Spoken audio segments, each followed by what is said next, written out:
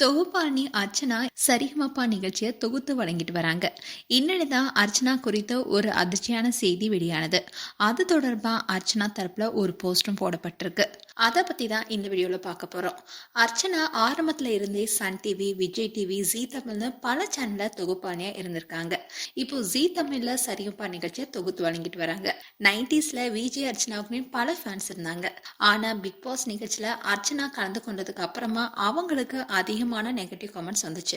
ஆனாலும் அதையெல்லாம் கண்டுக்காம அவங்களுடைய பயணத்தை தொடர்ந்துட்டு இருக்காங்க. அண்ட் சில மாதங்களுக்கு முன்னாடி அர்ச்சனாவுடைய அம்மா திடீர்னு இறந்த செய்தி வெளியானுச்சு. அர்ச்சனா சின்ன வயசா இருக்கும் போதே அவருடைய அப்பா இறந்துட்டாரு.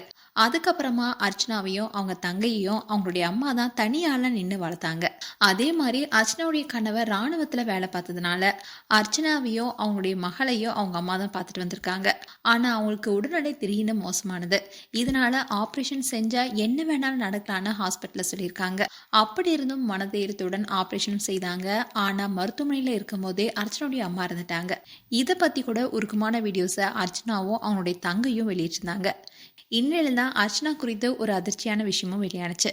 அதாவது தொகுப்பாளி அர்ச்சனா கணவுடன் ஏற்பட்ட சண்டை காரணமா சற்று முன் வீட்டில் தற்கொலைனும் சோகத்துல குடும்பம்னு யூடியூப்ல வீடியோ வெளியானது.